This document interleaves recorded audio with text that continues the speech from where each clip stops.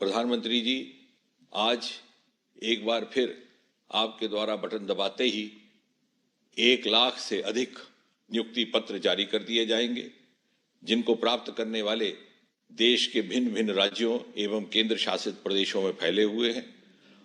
और यद्यपि ये नियुक्तियां सरकारी विभागों में भिन्न भिन्न विभागों में की जा रही हैं, परंतु आज के इस रोजगार मेला की विशेषता ये भी है कि भारी संख्या में लगभग 10,000 नियुक्तियां अनुसूचित जनजाति के बच्चों के लिए आपके द्वारा स्थापित किए गए एकलव्य स्कूलों में अध्यापकों को लेकर के हैं और ये इस सरकार की प्राथमिकता भी है। नियुक्ति पत्र के साथ साथ प्रत्येक उम्मीदवार को मिशन कर्मयोगी प्रारंभ की सुविधा भी उपलब्ध करवा दी जाएगी, ताकि वो अपने नए दायित्व को ग्रहण करने से पहले अपने आप को उसके लिए शिक्षित प्रशिक्षित कर सके। और सुखद संयोग ये कि नव निर्मातित होने वाले कर्मयोगी भवन की शिलान्यास भी इसी कार्यक्रम में आपके द्वारा होने वाला है। प्रधानमंत्री जी, आज जबकि आपके नेतृत्व में एनडीए सरकार के 10 साल मुकम्मल होने जा रहे हैं, तो प्रमाणित तौर पर आंकड़े ये दर्शा रहे हैं कि यूपीए के 10 साल के कार्यकाल की तुलना में आपके कार्यकाल में 10 साल से भी कम समय में सरकारी पदों पर नियुक्तियां कई गुना अधिक हुई। एससी, एसटी और ओबीसी की बैकलॉग वैकेंसी जो कई सालों से खाली पड़ी थी, उनकी पूर्ति भी कई गुना अधिक हुई और बरसों से रुकी हुई प्रमोशंस की भी स्ट्रीमलाइनिंग की गई। भारत सरकार में 3 प्रमुख रिक्रूटमेंट एजेंसीज हैं। यदि बात करें स्टाफ सिलेक्शन कमीशन की, तो यूपीए के 10 साल के कार्यकाल में 2,56,405 नियुक्तियां हुई, जबकि आपके नेतृत्व में 10 साल से भी कम अरसा में दुगने से भी अधिक 5,11,775। यदि बात करें रेलवे रिक्रूटमेंट बोर्ड की, तो यूपीए के कार्यकाल में 4,11,624 नियुक्तियां की गई, जबकि आपकी सरकार के द्वारा 4,92,605। इसी प्रकार यदि बैकलॉग वैकेंसीज की बात करें, शेड्यूल कास्ट, शेड्यूल ट्राइब और ओबीसीज के लिए जो निर्धारित रहती है, तो लगभग 150% अधिक नियुक्तियां पिछले 10 साल से भी कम अरसा में हुई। यूपीए के कार्यकाल में 1,08,034 और एनडीए सरकार के द्वारा आपके नेतृत्व में 2,93,475।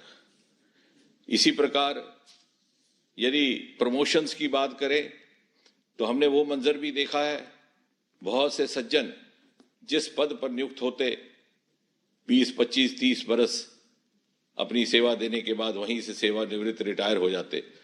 उनके दफ्तर के कुलीग उनको फेयरवेल देते, मगर उनके दिल में दर्द रहता। हमने आपके नेतृत्व में उस विडंबना को भी दूर किया। मास प्रमोशंस 4,000, 2,000, 9,000 का सिलसिला प्रारंभ किया और उस स्टैग्नेशन को समाप्त करने का प्रयास हुआ।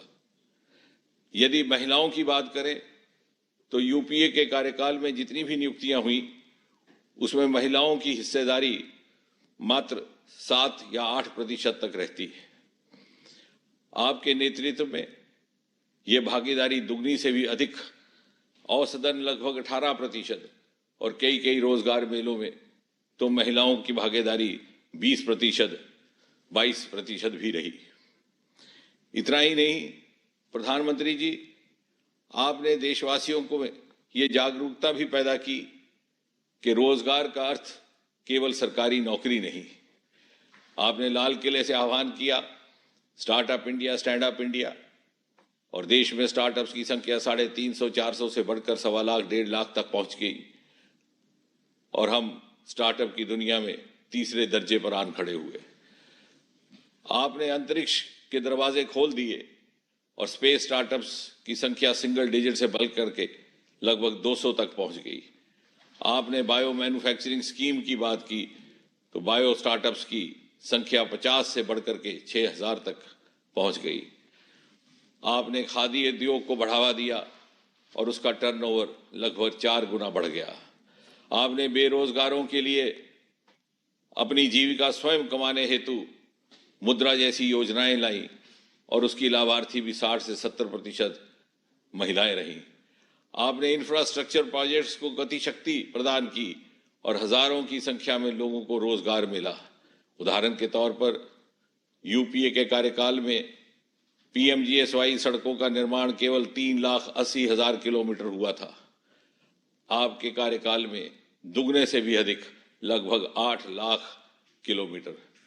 उदाहरण के तौर पर मेट्रो रेल पटरियों के निर्माण की गति यूपीए के कार्यकाल में मात्र 600 मीटर प्रति मास, आपके नेतृत्व में कई गुना बढ़ करके 6 किलोमीटर प्रति मास। और इसलिए जहां सरकारी नौकरियों में रोजगार उपलब्ध रहा, वहां दूसरे साधनों से भी रोजगार उपलब्ध करने का कार्य आपके नेतृत्व में हुआ है। और आज ये जो युवा आपके हाथों से नियुक्ति पत्र प्राप्त कर रहे हैं, ये भाग्यशाली हैं कि अगले 20-25 वर्ष भरपूर ऊर्जा और भरपूर क्षमता के साथ राष्ट्र निर्माण में इनको अपना आप समर्पित करने का अवसर रहेगा। और सन 2047 में जब आज़ाद हिंदुस्तान अपनी 100वीं सालगिरह मनाएगा और आपके सपनों के विकसित भारत का शताब्दी उत्सव मनाया जाएगा, तो उस शताब्दी उत्सव को संवारने का, निखारने का काम भी इन्हीं नवनियुक्त नौजवानों के हिस्से में आया है। परमात्मा इनको सामर्थ्य दे, इनको सद्बुद्धि दे। इसी कामना के साथ प्रधानमंत्री जी, एक बार पुनः आपका बहुत बहुत धन्यवाद। धन्यवाद माननीय मंत्री जी। विकसित भारत में सरकारी सेवाओं को और अधिक नागरिक उन्मुख बनाने के लक्ष्य से मिशन कर्मयोगी क्रियान्वित किया जा रहा है। इस मिशन में जुटे सभी संस्थान एकीकृत रूप से एवं पूर्ण तालमेल के साथ मिलकर काम कर सकें, इस उद्देश्य से इन संस्थानों के लिए एक इंटीग्रेटेड ऑफिस कॉम्प्लेक्स कर्मयोगी भवन की परिकल्पना की गई है। मिशन कर्मयोगी के विजन को प्राप्त करने में यह इंटीग्रेटेड कॉम्प्लेक्स महत्वपूर्ण भूमिका निभाएगा। इस अपेक्षा के साथ मैं माननीय प्रधानमंत्री जी से विनम्र निवेदन करती हूँ कि इस कर्मयोगी भवन की आधारशिला रिमोट का बटन दबाकर रखें।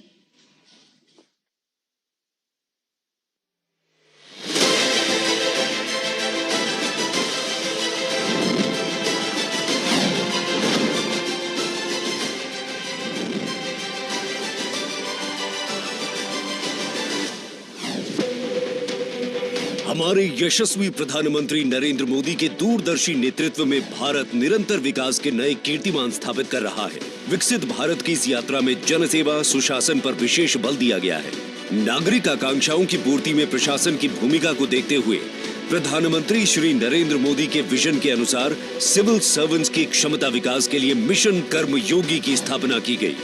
मिशन कर्मयोगी कैपेसिटी बिल्डिंग की दिशा में अपनी तरह का एक नया प्रयोग है। इस मिशन के जरिए सरकारी कर्मचारियों को उनकी सोच अप्रोच को आधुनिक बनाना है, उनका स्किल सेट सुधारना है, उन्हें कर्मयोगी बनने का अवसर देना है। इन्हीं प्रयासों की एक कड़ी है कर्मयोगी भवन, एक एकीकृत परिसर जो कि सिविल सेवकों की क्षमता निर्माण के लिए केंद्र बिंदु के रूप में उभरेगा। मिशन कर्मयोगी के कार्यान्वयन में जुटे संस्थान Karmayogi Bharat SPV, capacity building commission, सचिवालय प्रशिक्षण और प्रबंधन संस्थान तथा कार्मिक और प्रशिक्षण विभाग के प्रशिक्षण विंग एकीकृत रूप से कार्य कर सके, इसके लिए इस इंटीग्रेटेड कॉम्प्लेक्स का निर्माण किया जा रहा है। कर्मयोगी भवन 2 चरणों में निर्मित हो रहा है।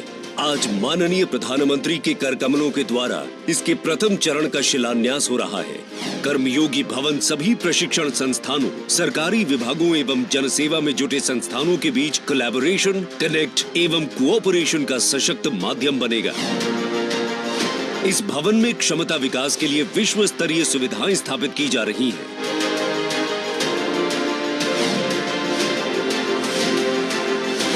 ये कर्मयोगी भवन वास्तव में माननीय प्रधानमंत्री के रीथिंक, रीइमेजिन एंड रिफॉर्म दृष्टिकोण की अभिव्यक्ति है, जो विकसित भारत के लक्ष्य को पूरा करने में एक निर्णायक भूमिका निभाएगा।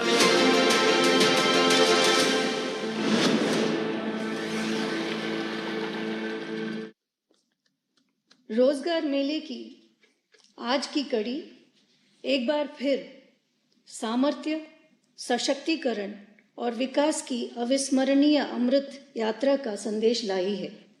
इसी संदेश को जन जन तक पहुंचाती प्रस्तुत है एक लघु फिल्म। विगत 10 वर्षों में देश के हर क्षेत्र में हुए विकास की गति से हर देशवासी गौरवान्वित है। देश के इस विकास में हमारी युवा शक्ति का अतुलनीय योगदान रहा है।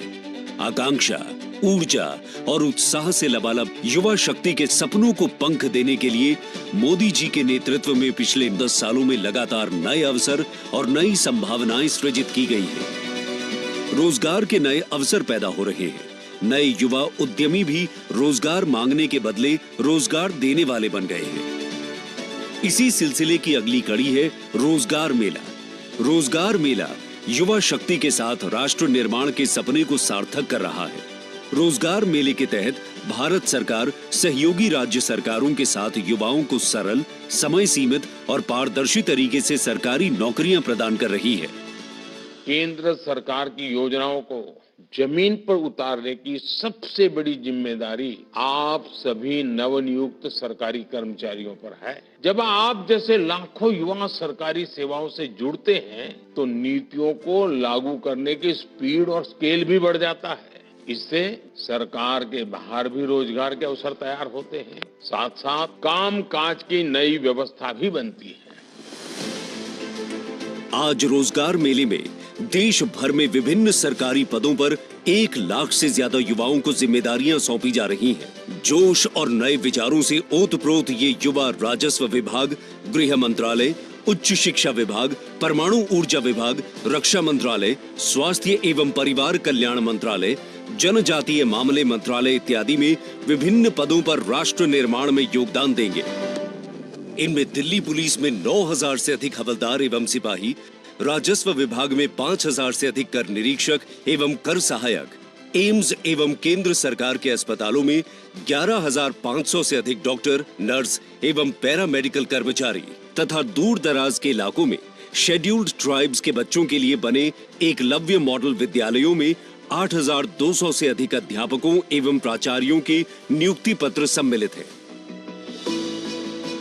चाहे वो आधारभूत संरचना हो, औद्योगिक विकास हो, सांस्कृतिक नवजागरण हो, कृषि क्षेत्र का विकास और किसानों की बढ़ती समृद्धि हो, करोड़ों गरीबों के जीवन में उत्थान का नया सवेरा हो, या अंतरराष्ट्रीय स्तर पर भारत की बढ़ती साख और प्रभुत्व, यशस्वी प्रधानमंत्री श्री नरेंद्र मोदी के कुशल नेतृत्व में गरीब कल्याण, युवा, अन्नदाता किसान तथा नारी शक्ति, इनको केंद्र में रखते हुए भारत ने पिछले 10 सालों में अभूतपूर्व परिवर्तन और विकास देखा है।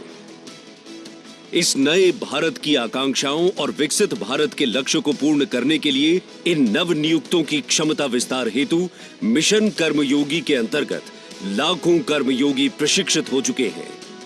विभिन्न पदों पर नियुक्त ये युवा अपनी ऊर्जा, उत्साह, सेवा और समर्पण के साथ राष्ट्र निर्माण में अपना योगदान देंगे और वैश्विक स्तर पर भारत को अग्रणी बनाने में महत्वपूर्ण भूमिका निभाएंगे।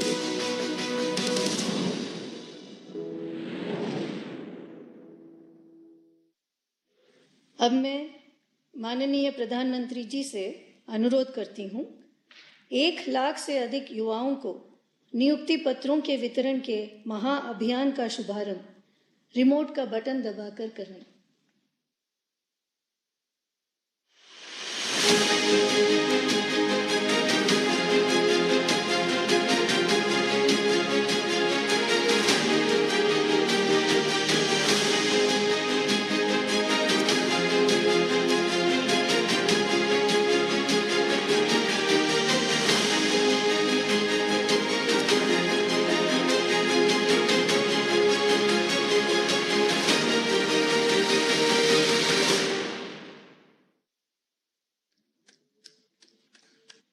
माननीय प्रधानमंत्री जी से निवेदन है कि रोजगार मेले के इस विशेष अवसर पर अपने प्रेरणादायक आशीर्वचनों से हमें तथा राष्ट्र की युवा महाशक्ति को अनुग्रहित करने की कृपा करें। मेरे प्यारे युवा साथियों, आज 1 लाख से ज्यादा युवाओं को सरकार में नौकरी के लिए नियुक्ति पत्र दिए गए हैं। आपने कड़ी मेहनत से अपनी ये सफलता हासिल की है। मैं आप सभी को और आपके परिवार को बहुत बहुत बधाई देता हूं। युवाओं को भारत सरकार में नौकरी देने का अभियान लगातार तेज गति से चल रहा है। पहले की सरकारों में नौकरी के लिए विज्ञापन जारी होने से लेकर नियुक्ति पत्र देने तक बहुत लंबा समय लग जाता था। इस देरी का फायदा उठाकर उस दौरान रिश्वत का खेल भी जमकर होता था। हमने भारत सरकार में भर्ती की प्रक्रिया को अब पूरी तरह पारदर्शी बना दिया है। इतना ही नहीं, सरकार का बहुत जोर है कि भर्ती प्रक्रिया एक तय समय के भीतर पूरी कर ली जाए। इससे हर युवा को अपनी योग्यता साबित करने का समान अवसर मिलने लगा है। आज हर युवा के मन में विश्वास है कि वो कड़ी मेहनत और अपनी प्रतिभा के दम पर अपनी जगह बना सकता है। 2014 के बाद से ही हमारा प्रयास रहा है कि नौजवानों को भारत सरकार के साथ जोड़कर उन्हें राष्ट्र निर्माण का सहभागी बनाएं। पहले की सरकार ने अपने 10 साल में जितनी सरकारी नौकरियां दी थी, उससे लगभग 1.5 गुना ज्यादा सरकारी नौकरी भाजपा की सरकार ने अपने 10 साल में दी है। आज दिल्ली में एक इंटीग्रेटेड ट्रेनिंग कॉम्प्लेक्स का भी शिलान्यास हुआ है। मुझे विश्वास है कि नए ट्रेनिंग कॉम्प्लेक्स से कैपेसिटी बिल्डिंग की हमारी पहल को और मजबूती मिलेगी। साथियों, आज सरकार के प्रयासों से देश में युवाओं के लिए नए नए सेक्टर खुल रहे हैं। इन सेक्टर्स में जो नए अभियान सरकार ने शुरू किए हैं, उसकी वजह से रोजगार, स्वरोजगार ऐसे अनेक नए मौके बन रहे हैं। आपने देखा है कि इस बजट में 1 करोड़ परिवारों के लिए रूफटॉप सोलर पावर स्कीम की घोषणा की गई है। अब छत पर सोलर पैनल लगाने वालों को डबल फायदा होगा। उनका बिजली बिल 0 होगा और जो अतिरिक्त बिजली वो पैदा करेंगे उससे आय भी होगी। रूफटॉप सोलर की इतनी बड़ी योजना से देश में रोजगार के भी लाखों नए अवसर बनेंगे। कोई सोलर पैनल का काम करेगा, कोई बैटरी से जुड़े बिजनेस में आएगा, कोई वायरिंग का काम संभालेगा। ये एक योजना अनेकों स्तर पर रोजगार के मौके बनाएगी। मेरे युवा साथियों, आज भारत दुनिया का तीसरा सबसे बड़ा स्टार्टअप इकोसिस्टम है। देश में स्टार्टअप्स की संख्या अब 1.25 लाख के आसपास पहुंच रही है। मुझे ये देखकर बहुत खुशी है कि इनमें बड़ी संख्या में स्टार्टअप छोटे छोटे टियर 2, टियर 3 ऐसे शहरों में हो रहे जो जिला केंद्र भी नहीं है। इन स्टार्टअप्स में युवाओं के लिए लाखों रोजगार बन रहे हैं। इस बार के बजट में स्टार्टअप को मिलने वाली टैक्स छूट को आगे बढ़ाने का भी ऐलान किया गया है। इसका बड़ा लाभ हमारे युवाओं को मिलेगा। बजट में रिसर्च और इनोवेशन पर 1 लाख करोड़ रुपए का नया फंड बनाने की घोषणा की गई है। साथियों, आज इस रोजगार मेले के द्वारा भारतीय रेलवे में भी नियुक्तियां हो रही है। जब भी कहीं लोगों को परिवार के साथ लंबी यात्रा पर जाना होता है तो भारतीय रेल आज भी सामान्य परिवार की पहली पसंद होती है। भारतीय रेलवे आज एक बहुत बड़े ट्रांसफॉर्मेशन के दौर से गुजर रही है। इस दशक के अंत तक भारतीय रेलवे का पूरी तरह कायाकल्प होने जा रहा है। आपको याद होगा 2014 से पहले रेलवे की क्या स्थिति थी। रेलवे लाइनों का इलेक्ट्रिफिकेशन हो या दोहरीकरण करना हो, ट्रेनों का संचालन बेहतर करना हो या यात्रियों के लिए सुविधाएं बढ़ानी हो, इस तरह पहले की सरकारों ने उतना ध्यान नहीं दिया जितना ध्यान दिया जाना चाहिए था। पहले की सरकारें सामान्य भारतीय की परेशानियों के प्रति उपेक्षा का भाव लिए रही। 2014 के बाद हमने ट्रेन यात्रा के पूरे अनुभव को नया करने का अभियान शुरू किया। हमने रेलवे के मॉडर्नाइजेशन और अपग्रेडेशन फोकस किया। इस बार आपने बजट में भी देखा होगा, सरकार ने ऐलान किया है कि वंदे भारत एक्सप्रेस जैसी 40,000 आधुनिक बोगियां तैयार कर उन्हें सामान्य ट्रेनों में जोड़ा जाएगा। इससे सामान्य यात्रियों का सफर और सुविधाजनक हो जाएगा।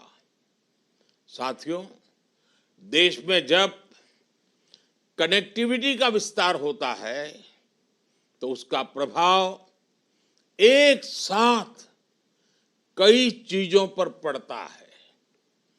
कनेक्टिविटी बेहतर होने से नए बाजार बनने लगते हैं, पर्यटन स्थलों का विकास होता है।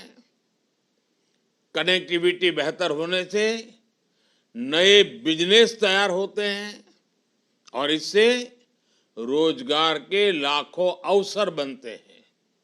यानी कनेक्टिविटी अच्छी होने का सीधा प्रभाव देश के विकास पर पड़ता है। विकास की गति तेज करने के लिए इंफ्रास्ट्रक्चर में निवेश बढ़ाया जा रहा है। इस बार के बजट में इंफ्रास्ट्रक्चर के लिए 11 लाख करोड़ रुपए का निवेश का लक्ष्य रखा गया है। इंफ्रास्ट्रक्चर पर इतने बड़े खर्च से रोड, रेल, हवाई अड्डे, मेट्रो, बिजली जैसे हर प्रोजेक्ट में तेजी आएगी। इससे रोजगार के नए अवसर भी बनेंगे। साथियों, आज जिन युवाओं को नियुक्ति पत्र मिला है उसमें काफी संख्या पैरा मिलिट्री फोर्स का हिस्सा बनने जा रही है। युवाओं की भी ये अपने आप में बहुत बड़ी आकांक्षा पूरी हो रही है। पिछले कुछ वर्षों में पैरामिलिट्री फोर्स में भर्ती प्रक्रिया को रिफॉर्म किया गया है। इस साल जनवरी से हिंदी और अंग्रेजी के अलावा 13 भाषाओं में लिखित परीक्षा लेने का फैसला लागू हो चुका है। इससे लाखों प्रतिभागियों को अपनी योग्यता साबित करने का समान अवसर मिला है। बॉर्डर पर स्थित जिलों और उग्रवाद प्रभावित जिले का कोटा भी बढ़ाया गया है। साथियों, विकसित भारत की यात्रा में हर सरकारी कर्मचारी का बहुत बड़ा योगदान होगा।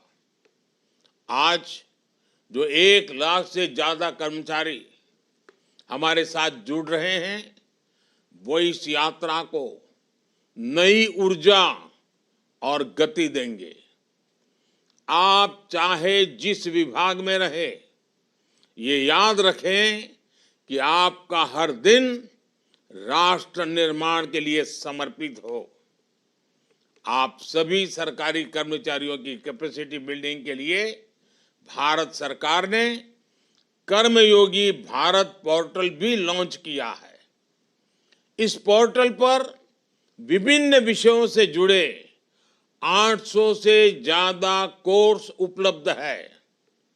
अब तक इस पोर्टल से 30 लाख से ज्यादा यूजर्स जुड़ चुके हैं। आप सब भी इस पोर्टल का पूरा फायदा उठाएं और अपनी स्किल्स का विस्तार करें। मैं एक बार फिर आप सभी को नियुक्ति पत्र पाने की, आपके उज्जवल भविष्य की, आप कैरियर के हर पड़ाव में देश को कुछ न कुछ देकर के आगे बढ़े। देश को आगे बढ़ाने में अपना योगदान देकर खुद को आगे बढ़ाएं। मेरी आपको बहुत बहुत शुभकामनाएं हैं। आपके परिवारजनों को भी अनेक अनेक शुभकामनाएं हैं। बहुत बहुत धन्यवाद।